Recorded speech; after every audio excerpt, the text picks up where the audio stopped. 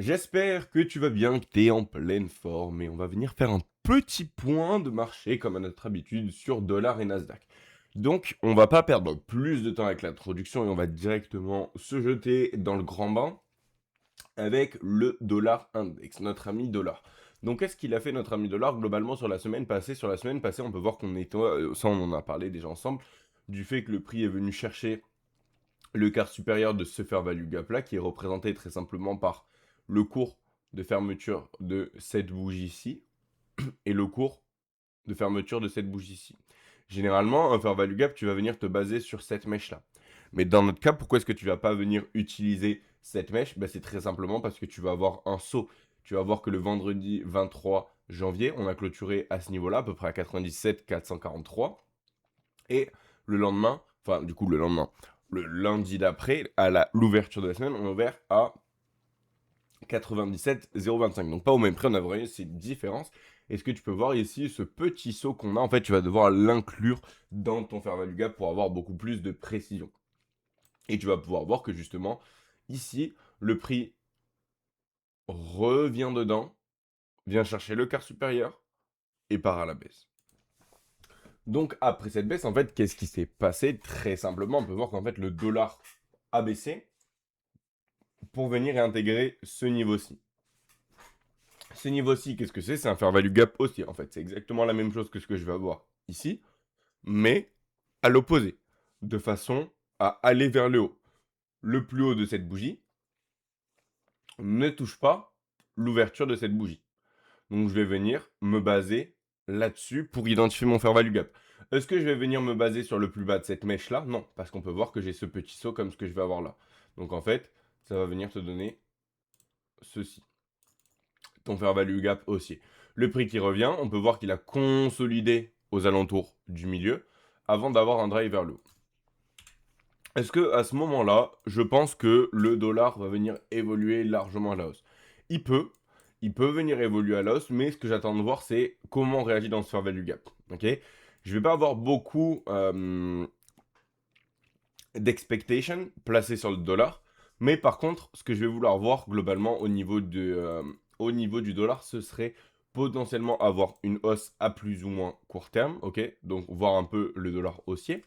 Mais par contre, si je commence à avoir des bougies journalières clôturées au-dessus de ce fair value gap là, je pense qu'on va avoir un retracement forcément qui est un peu plus prononcé. Pourquoi pas aller chercher le haut de ce fair value gap, mais en tout cas, pour avoir vraiment ce dollar baissier, là je vais te donner les deux scénarios. Pour avoir notre dollar baissier, ce que je veux voir, c'est que le prix ne clôture pas au-dessus de ce rectangle en rouge. Si le prix clôture au-dessus de ce rectangle en rouge, il y a de fortes chances qu'il vienne chasser ce sommet, d'accord? Évoluer plus haut et pourquoi pas aller chercher ça. Et puis après, en fonction de comment il réagit lorsqu'il vient chercher ce sommet ici, on va potentiellement pouvoir aller chercher de nouveau un dollar baissier ou alors la continuation pour aller chercher cette liquidité là et pourquoi pas la buy side liquidité qui réside plus haut. Mais donc, pour jeter un œil au 1 heure, tu vas pouvoir voir que c'est clairement le scénario que je t'annonçais sur les vidéos précédentes avec le prix qui était balayé la buy side ici. On peut voir que ça, on en avait parlé, le fait d'avoir l'interaction sur le quart supérieur, que le prix commence à break vers le bas en laissant des fair value gap. On est revenu dans les fair value gap et on a évolué à la baisse pour venir chercher ce bloc de price action. Comme je t'avais dit, ce bloc de price action, tu vas avoir de la sell side liquidité qui va résider dessous. Pourquoi? Parce que très facilement, tu vas pouvoir voir qu'il y a un plus bas ici et il y a un plus bas ici. Donc il va y avoir énormément de traders qui vont se dire à cet endroit-là, je vais avoir une zone de support et une zone de support va être synonyme de position haussière pour les retail. Et donc tu peux voir que très très rapidement, le prix va venir se déplacer vers ce niveau. Pourquoi il le fait de façon rapide? Parce que très simplement, l'idée est de ne pas laisser le temps aux personnes qui vont avoir des stop loss sous ces plus bas de le bouger. D'accord? Donc on est venu chercher pardon, la liquidité. On a passé un petit peu plus de temps. On a poussé légèrement plus bas. Et ici, on a eu vraiment une action de mouvement haussier. Donc on va venir zoomer. Ce que je vais juste venir faire, c'est te placer le fair value gap que tu aies une représentation. Donc je vais le laisser en bleu, d'accord? Mais globalement, généralement, tu vas le mettre en vert. Tu vas pouvoir voir que les prix ici, ils ont évolué dans la partie basse du coup de notre Fair Value Gap Daily. On a trouvé de la sensibilité au milieu, qui va être le trait juste ici. On a évolué à la baisse. On est revenu évoluer à la baisse. Ici, tu vas pouvoir voir qu'on a laissé un equal low. Donc, on va avoir la liquidité qui va venir résider là-dessous. Et on a eu cette grosse pulsion. Cette grosse pulsion, c'est très simplement avec la sortie de la NFP de la semaine dernière qui avait été décalée. D'accord? Et on peut voir que globalement, sur le mouvement aussi, qu'est-ce qui s'est passé? On a laissé un premier Fair Value Gap, un deuxième Fair Value Gap et un troisième Fair Value Gap. Le prix, il est revenu dans le deuxième Fair Value Gap. Oui, il est revenu également dans le premier. Ce que j'aime bien ici, c'est que regarde, si tu vas venir placer ton Fair Value Gap, pardon, ici, on va le mettre en noir pour qu'il ressorte. Globalement, où est-ce que les corps vont venir résider? Ben, les corps vont venir résider dans le troisième Fair Value Gap qui a été laissé à la hausse. D'accord? On va avoir, oui, le prix qui vient légèrement plus bas pour intégrer le deuxième, mais sur une base de mèche. Et les corps respectent réellement celui au-dessus. Ok? Donc, c'est ce que ça veut dire. Ça veut dire que vraiment, tu as cette narrative haussière. Parce que c'est pas comme si le prix avait évolué largement à la baisse et avait repricé totalement les fair value gap. Non. Là, les corps respectent uniquement le dernier. Ok? Et tu as les deux autres fair value gap qui sont laissés ouverts, qui vont être indicatifs de force. Et puis après, tu peux voir qu'on a évolué de nouveau à la hausse. On est venu s'appuyer une fois de plus dans la partie haute. C'est ce qu'on a dit qu'on veut voir à chaque fois qu'on vient utiliser un fair value gap. Si on respecte la partie haute, on a de fortes chances d'évoluer à la hausse. On vient chercher la partie haute. Regarde les corps qui respectent au-dessus du fair value gap, qui ne viennent même pas clôturer à l'intérieur. Et puis on a eu ce drive aussi. Voilà globalement ce qu'on a sur dollar. Un petit peu la lecture de price action, d'accord? Et on va pas perdre plus de temps. Et on va aller directement sur notre ami NQ. Qu'est-ce qu'on a sur notre ami NQ? On peut voir que NQ a évolué à la baisse, pardon. Ça, on en avait parlé déjà. On en avait parlé que le prix était venu chercher cette mèche-ci. D'accord? Ok, pourquoi est-ce qu'on vient étudier cette mèche-ci? Parce que très simplement, tu as le marché qui évolue à la baisse. Ici, il va venir te créer un swing low. Qu'est-ce que c'est un swing low? C'est un pattern de 3 bougies où tu vas avoir la bougie de gauche qui est supérieure à celle du milieu et la bougie de droite qui est supérieure à celle du milieu également. Donc, bougie de gauche, le plus bas, il est supérieur à celle du milieu. Ok? Et la bougie de droite, le plus bas, il est supérieur à celle du milieu. Donc, ici, j'ai vraiment cette notion de tournant qui se fait sur le marché. Donc, ici, c'est un swing low. Après, ce que tu vas faire, c'est que tu vas venir étudier ce swing low ici. D'accord? Et quand tu vas venir l'étudier, qu'est-ce que tu vas faire très simplement? Tu vas venir regarder s'il y a une mèche ou non. Est-ce que dans mon cas, j'ai une mèche? Oui. Donc, si tu as une mèche, tu vas venir la séparer en 4 parties égales. 0,25, 0,5, 0,75 et du coup, le 1. Il faut savoir que chaque mèche va agir comme un gap. Donc, si les gaps, on les utilise de la façon où, lorsqu'on revient et qu'on respecte la partie haute et qu'on commence à révoluer à la hausse, on est bullish, c'est exactement la même chose pour les mèches. D'accord? Donc, on a notre marché qui, après, à la suite de ça, évolue à la baisse, venu chercher notre mèche. Ok? Donc, tu vas pouvoir voir que clairement, il y a un de très sorcier. On est sur le milieu de la mèche. Mais quand je te dis d'étudier l'écart, c'est que tu vas faire 0,25, 0,75. Le 1, forcément, ça va être soit le plus haut, soit le plus bas. Et le 0, la même. Ok? Donc, globalement, c'est ça. Pourquoi est-ce que là, j'ai utilisé uniquement le 0,5? Pour garder le graphique le plus clean possible. D'accord? Après, évolue à la baisse, retrace. Et après, revient dans notre suspension block. Donc, tu vas avoir ce petit bouton ici qui va te permettre de te changer le settlement price. Et tu vas pouvoir voir, regarde, on va regarder ensemble. Tu vas avoir les graphiques qui ressemblent à quelque chose. Et tu vas pouvoir voir que quand je clique sur ce bouton et je déclique, tu vas avoir certaines bougies qui vont venir changer.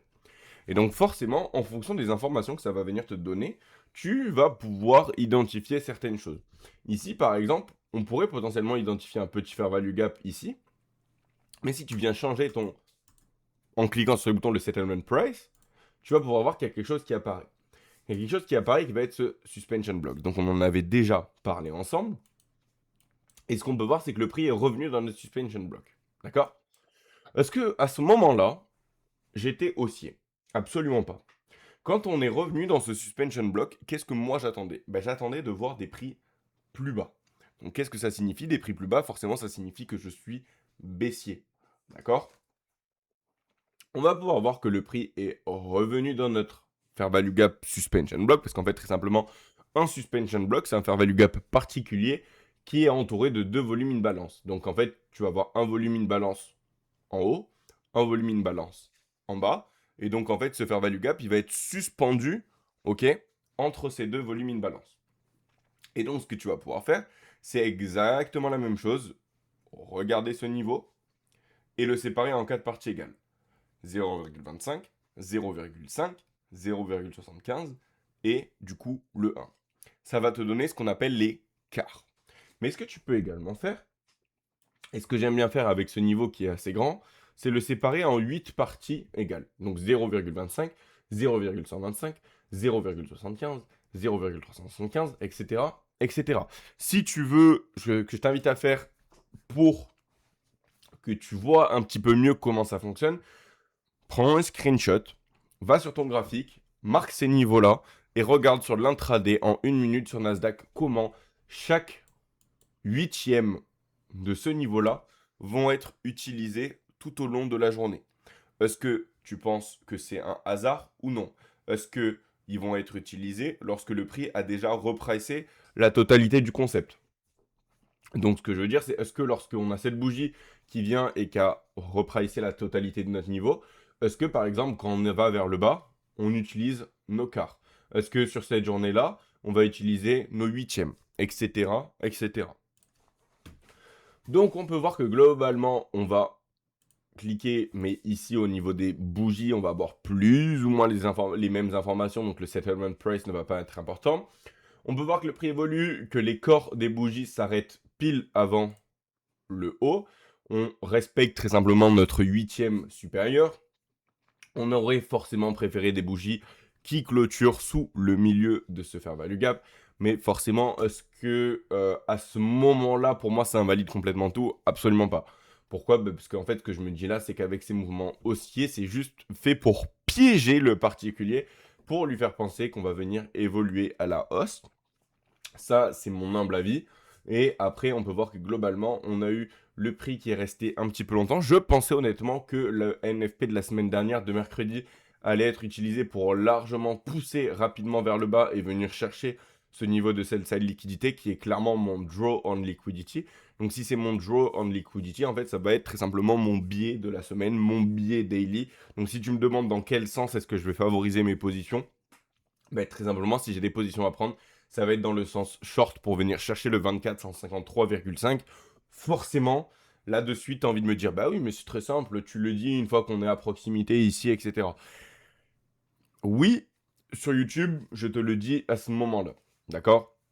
Il faut savoir que je t'en ai parlé sur Instagram, donc je vais te montrer juste après la preuve que j'en ai parlé sur Instagram bien avant, du niveau que j'attendais, de la direction où je voulais voir le prix se diriger.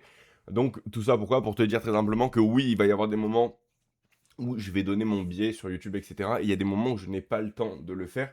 Donc ce que je t'invite à faire, si tu veux avoir un peu plus d'idées sur ce que je pense, etc., et dans quel sens je vais chercher mes positions, ce que je t'invite à faire, c'est de venir rejoindre le compte Instagram, où globalement, je vais venir partager des analyses, partager mon point de vue, etc. Donc on va venir voir ça de suite, juste après cette petite explication. Donc on a le prix qui évolue à la baisse et ce qu'on va avoir c'est un fair value gap baissier qui a été laissé vers le bas. Donc globalement, qu'est-ce que je veux voir par la suite? Ce que je veux voir par la suite, c'est le prix qui continue d'évoluer à la baisse pour à terme venir chercher le 24 153,5.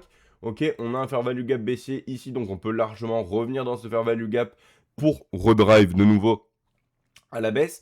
Ce que je vais pas vouloir voir, c'est que par contre, on ait une clôture au-dessus de ce niveau en rouge. Pour moi, une clôture au-dessus de ce niveau en rouge viendrait invalider ce scénario et voudrait dire qu'on vienne chercher avec de fortes chances ce niveau de buy side liquidity, d'accord? Et ce que je voudrais voir, le scénario idéal, c'est potentiellement qu'on drive vers la liquidité qui réside là-dessous, sous ce creux et sous ce creux.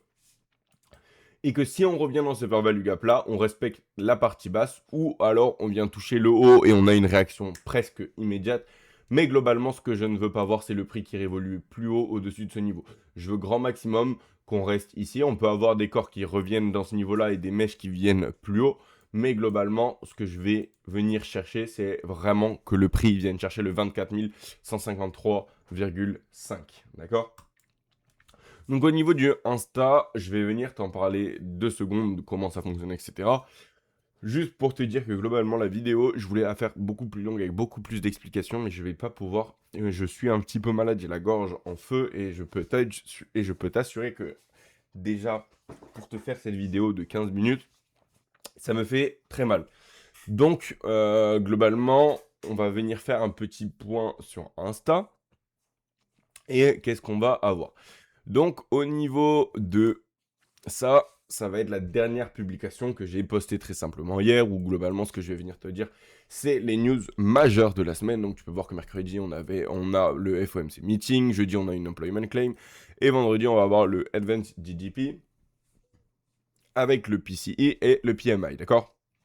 Donc ici, le but ne va pas être, comme tu le sais, de regarder à combien sort cette news pour venir la trade, parce qu'on ne sait pas ce qu'on fait du tout, mais de savoir que ces news-là vont être utilisées comme jonction, comme injection de liquidité pour venir accélérer les mouvements. Côté NQ, le niveau des 24 153,5, donc celui que je viens de te présenter sur le graphique, reste celui que je surveille. Sur le graphique daily, un equal low est présent, donc comme je te l'ai dit, avec de la sell side liquidity positionnée en dessous. Le prix a déjà évolué en direction de cette zone. Tant qu'elle n'a pas été atteinte, mon biais reste échangé. Pourquoi est-ce que je dis ça? Parce que très simplement, depuis quelques temps, je recherche ce mouvement baissier pour venir chercher ce niveau-là. Il n'a pas été encore atteint, donc je garde ce biais psychologique. Ok? C'est comme il y a pas mal de temps, alors on va revenir vite fait sur le graphique du NQ, quand on avait passé un petit peu de temps ensemble sur ces mouvements-là, globalement, et on avait été plutôt très très accurate sur ces mouvements-là. Et généralement, oui, tu vas avoir certains jours, quand par exemple ici on était haussier, non, il me semble plus si c'était sur ce mouvement qu'on était haussier ou sur ce mouvement, dans tous les cas, c'est plus ou moins la même chose. Mais pour se dire que lorsque on va prendre celui-ci, imaginons que sur ce mouvement on est haussier. L'idée c'est de se dire que c'est pas dès que tu vas avoir cette bougie baissière qui apparaît que tu viens changer ton point de vue. D'accord? Il faut se dire que tu vas avoir un draw on liquidity qui globalement allait être cette buy side liquidity et que tant qu'on ne l'a pas atteint, tu viens pas changer ton point de vue du jour au lendemain à la moindre bougie qui apparaît dans le sens opposé. D'accord? Il faut essayer de rester accroché entre guillemets à son biais et d'avoir des raisons qui feraient que réellement ton scénario n'est plus envisageable. Pardon. Donc voilà globalement, au niveau de NQ, donc c'est ce que je te donne juste ici, tu vas voir que je te parle de la sell side liquidité 24 153,5, et donc forcément, là ce que aussi, ça ne va pas venir justifier le fait que je te l'annonce ici, mais si tu vas dans les story price action, tu vas pouvoir voir qu'il y a 6 jours, d'accord? Donc le 6 jours, ça nous donne... Bon, très simplement, tu peux le voir que c'est sur cette bougie qui est en cours de formation ici. Donc du coup, ça va clairement nous donner la bougie de NFP, ok? Qu'est-ce que je te dis? Tu peux voir que juste ici, je te marque Smooth Area Tend to be Made Jagged. Qu'est-ce que ça veut dire? Ça veut très simplement dire que les zones qui sont plutôt propres, donc comme par exemple ce sell side liquidity, elles vont généralement se faire atteindre par le prix avec un mouvement pour venir chercher la liquidité. Donc c'est un peu ce qu'on a vu ici.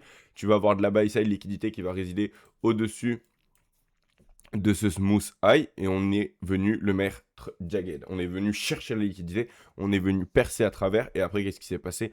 On a évolué à la baisse. Donc là globalement ce que je t'ai dit également c'est pose-toi la question qu'est-ce qui est smooth maintenant et où sont les stop loss? Tu peux voir qu'on est venu chercher la liquidité ici.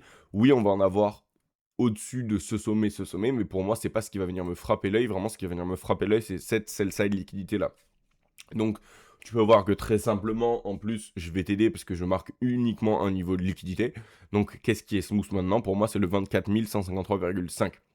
Donc, juste en dessous, je te dis 24 153,5 clean. Pas de position aujourd'hui, just watching parce qu'on est en train de regarder NFP. OK. Donc globalement, tu peux voir que ici, à ce moment-là, quand on est dans ce fair value gap, OK, qui va être ton suspension block, pour rappel, je t'annonce déjà le mouvement baissier. Et qu'est-ce qui se passe juste après? On a la sortie de NFP qui sort, le mouvement qui est aussi. Généralement, à NFP, tu vas avoir deux mouvements, OK? Pourquoi est-ce que tu vas avoir deux mouvements? Ben, parce que très simplement, à NFP, généralement, le premier mouvement est fait pour piéger les traders. Et après, dans la continuité de la journée, tu vas avoir le prix qui évolue à la baisse. Donc, est-ce que ça a l'air plus intéressant d'avoir capturé ces deux bougies haussières ou ce mouvement baissier? Donc, c'est pour ça que c'est important d'avoir des biais psychologiques. Mouvement haussier, mouvement à la baisse, donc qui respecte exactement la direction que je t'avais donnée pour la sell side liquidity. Et tu peux voir que globalement, le prix évolue à la baisse. Donc, ça, c'était il y a 5 jours. Puis, on a le lendemain qui, globalement, on est venu rester dans ce suspension block, mais on n'a absolument pas invalidé mon scénario parce qu'on n'est pas venu chercher plus haut. Et on peut voir que le lendemain, c'est à ce moment-là qu'on est venu chercher le sommet ici de mon suspension block avant d'avoir ce gros drive vers le bas. Et après, on a continué à évoluer à la baisse tant qu'on n'est pas venu chercher ce niveau de sell-side liquidité. Voilà. Donc tout ça pour dire que globalement, si tu veux également avoir des biais psychologiques, je vais essayer de te faire ce genre de publication chaque semaine, d'accord? Où je vais venir te donner un biais, etc. Tu vas avoir également quelques pièces de price action pour le moment. En gros, j'ai refait tout entièrement le compte Instagram, donc il n'y a pas grand-chose comme contenu. Mais je te mets quand même quelques stories qui t'annoncent le biais, etc. Pour échanger, ce sera beaucoup plus simple pour qu'on puisse discuter. Et donc forcément, quand tu peux voir également qu'il n'y a pas de vidéos YouTube qui sont sorties depuis quelques temps, tu peux aller sur le compte Instagram pour jeter un petit œil et regarder si je t'ai pas donné un biais, etc., etc. Sur ce, je te souhaite une très bonne fin de journée, une très bonne semaine. J'espère pouvoir refaire une vidéo. Euh, Honnêtement, là, tant que ma gorge ne s'est pas un peu mieux rétablie, je pourrais, parce que vraiment là, ça me saigne la gorge. Mais je pense que niveau fin de semaine, je pourrais faire un gros point de marché avec d'autres actifs, etc., etc. Sur ce, je te souhaite une très bonne journée. Je te dis à la prochaine.